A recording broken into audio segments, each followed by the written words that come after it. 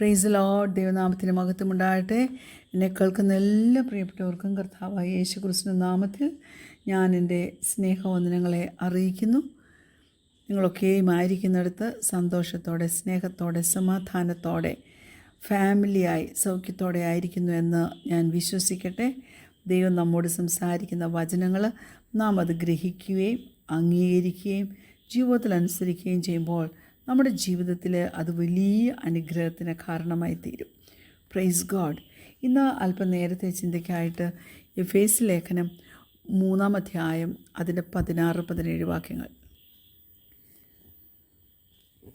അവൻ തൻ്റെ മഹത്വത്തിൻ്റെ ധനത്തിനൊത്തവണ്ണം അവൻ്റെ ആത്മാവിനാൽ നിങ്ങളകത്തെ മനുഷ്യനെ സംബന്ധിച്ച് ശക്തിയോടെ ബലപ്പെടേണ്ടതിന്.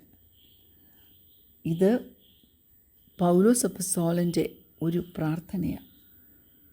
ശക്തിയോടെ ബലപ്പെടണം. 17-ാമത്തെ വാക്യത്തിൽ പറയുന്നു, ക്രിസ്തു വിശ്വാസത്താൽ നിങ്ങളുടെ ഹൃദയങ്ങളിൽ വസിക്കേണ്ടതിന് വരം നൽകണമെന്നും നിങ്ങൾ സ്നേഹത്തിൽ വേരൂന്നി അടിസ്ഥാനപ്പെട്ടവരായി തീരണമെന്ന്. അതിനുശേഷം പറയുന്ന 18-ാമത്തെ വാക്യം ഇങ്ങനെ, വീതിയും നീളവും ഉയരവും ആഴവും എന്ന് സകല വിശുദ്ധന്മാരോടും കൂടെ ഗ്രഹിപ്പാൻ. 19-ാമത്തെ വാക്യത്തിലേക്ക് ഞാൻ പോകുന്നില്ല.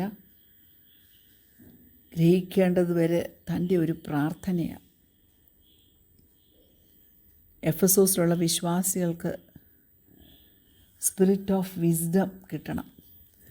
അവർക്കൊരു റവലേഷൻ കിട്ടണം. ഇതെല്ലാം താൻ ആഗ്രഹിക്കുക.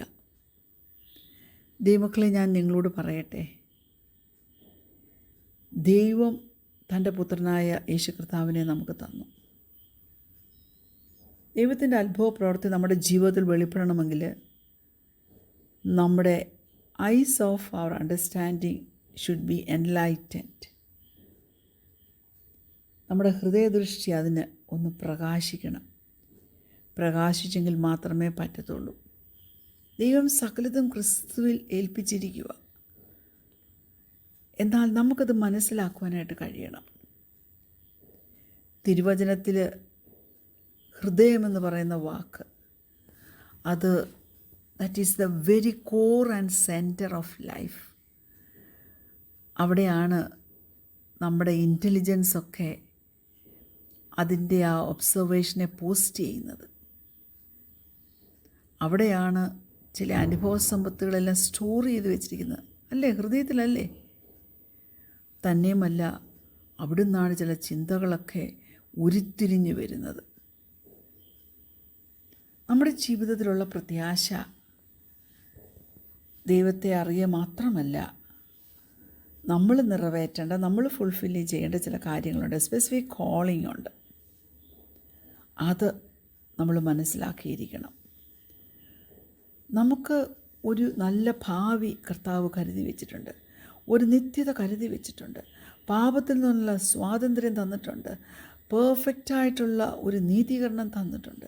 ഇല്ലേ ദൈവമക്കളെ? ഇതൊക്കെ ദൈവത്തിൽ നിന്നുള്ള നമ്മുടെ അവകാശമാണ്, തൻ്റെ ജനത്തിന് വേണ്ടിയുള്ളത്. ആ ഇൻഹെറിറ്റൻസ് നമ്മൾ മനസ്സിലാക്കിയിട്ടുണ്ടോ? Praise God. ദൈവത്തിൻ്റെ ആ ഇൻഹെറിറ്റൻസ് എത്ര വലുതാണെന്നറിയാമോ? അവനിൽ നാം അവകാശം പ്രാപിച്ചു എന്നാണ് പറയുന്നത്. അവനിൽ നാം അവകാശം പ്രാപിച്ചു. അപ്പം ചില സമയത്തൊക്കെ നമ്മൾ സ്പിരിച്വൽ പോവേർട്ടിയിലായി പോകാറുണ്ട്. Praise God. എന്തുകൊണ്ടാണ്?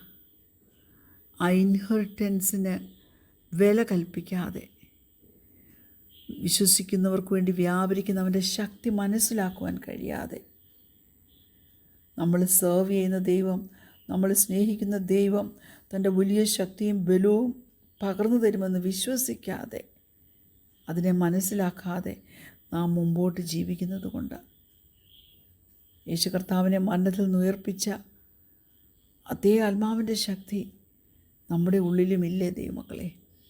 ആ ശക്തിക്കനുസൃതമായി ജീവിപ്പാൻ ഈ നാളിൽ ഒന്ന് ഏൽപ്പിച്ചു കൊടുക്കുവാനായിട്ട് പറ്റുമോ? യോഹന്നാൻ്റെ സുവിശേഷം 14-ാം അധ്യായം അതിൻ്റെ 23-ാം വാക്യം ഇങ്ങനെയാണ് പറയുന്നത്, യേശു അവനോട്, എന്നെ സ്നേഹിക്കുന്നവൻ എൻ്റെ വചനം പ്രമാണിക്കും.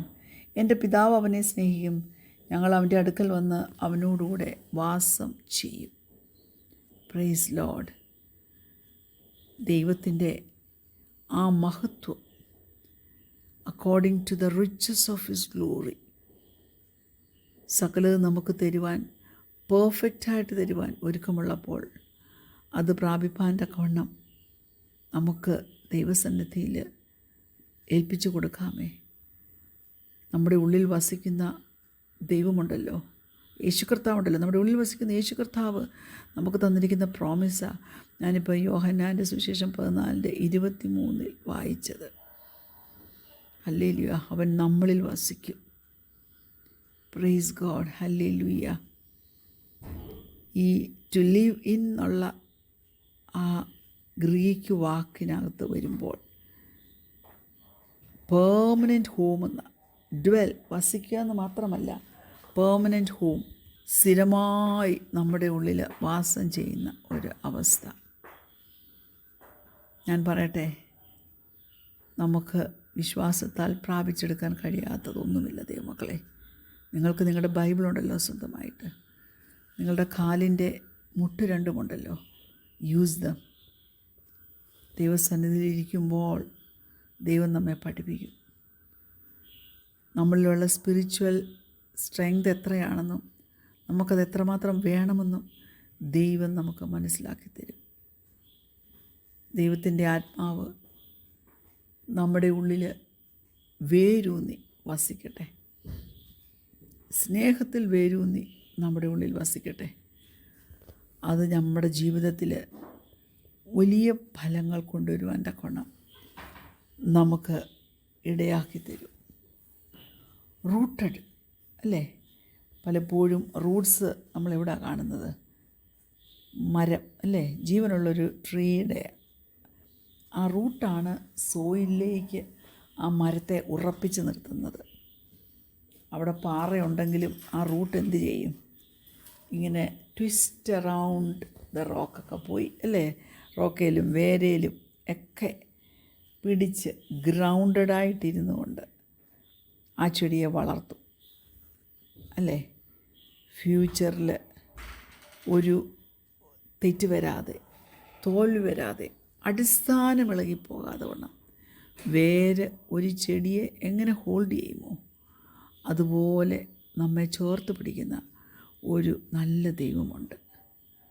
ഇത് മനസ്സിലാക്കുവാൻ നമുക്ക് നമ്മെ തന്നെ ദൈവസന്നിധിയിൽ ഒന്ന് ഏൽപ്പിച്ചു കൊടുക്കുക. സ്പോർജൻ, പ്രസംഗങ്ങളുടെ പിതാവായ C.S. സ്പോർജൻ പറയുന്നത് ദൈവത്തിൻ്റെ സ്നേഹം പ്രഷ്യസ് ലവ് എന്നാണ് പറയുന്നത്.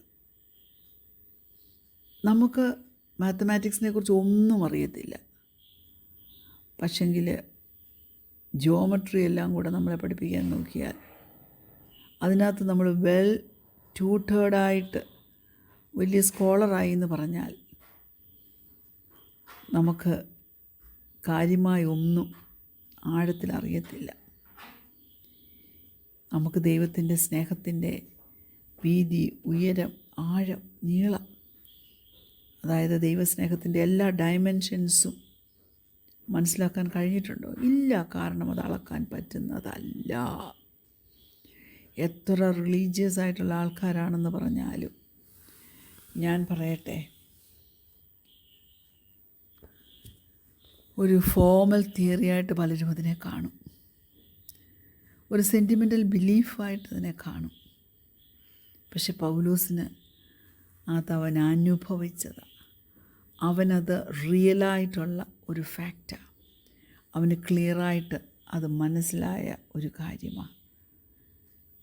ദൈവത്തിൻ്റെ സ്നേഹത്തിന് നീളമുണ്ട്, ദൈവത്തിൻ്റെ സ്നേഹത്തിന് ആഴമുണ്ട്, ദൈവത്തിൻ്റെ സ്നേഹത്തിന് വീതിയുണ്ട്, ദൈവത്തിൻ്റെ സ്നേഹത്തിന് ഉയരമുണ്ട്. അവൻ നമ്മെ ഉയർത്തും അല്ലേ? ക്രിസ്തുവിനോടുകൂടെ നിന്നെ ഇരുത്തിയിരിക്കുന്നു എന്നാണ് പറയുന്നത്. ദൈവത്തിൻ്റെ സ്നേഹത്തിൻ്റെ ആഴം, ഹല്ലേലൂയ. അവൻ മനുഷ്യനായി തീർന്നു, താഴേക്കിറങ്ങി, സകലതും വിട്ട്. അങ്ങനെ നാം നോക്കുമ്പോൾ വളരെ ഡീറ്റെയിലായിട്ട് പഠിച്ചെടുക്കേണ്ട ഒത്തിരി വിഷയങ്ങളുണ്ട്. എന്നാൽ ദൈവത്തെ വിശ്വസിക്കാൻ എനിക്കിടയായല്ലോ. അത് ഏറ്റവും വലിയ കാര്യം. ചോദിക്കുന്നതിലും നനയ്ക്കുന്നതിലും അത്യന്തപരമായി അവൻ തന്ന് നമ്മെ നിറയ്ക്കുമെന്ന് വിശ്വസിച്ചുകൊണ്ട് നമ്മുടെ ഈ ലോക ജീവിതം ജീവിപ്പാൻ തക്കവണ്ണം ദൈവം നിങ്ങളെ ഓരോരുത്തരെയും സഹായിക്കട്ടെ. നമുക്ക് പ്രാർത്ഥിക്കാം. കർത്താവേ, ചോദിക്കുന്നതിലും നനയ്ക്കുന്നതിലും അത്യന്തം പരമായി ഞങ്ങളിൽ വ്യാപരിക്കുന്ന ശക്തിയാൽ ഞങ്ങൾക്ക് തരുവാൻ കഴിയുന്നവന് സുഖയിലും മുഖത്തും കരറ്റിക്കൊണ്ട് ജീവിപ്പാൻ തക്കവണ്ണം ഇടയാക്കണം. യേശുവിൻ്റെ നാമത്തിൽ തന്നെ ആമീൻ. Praise Lord. God bless U.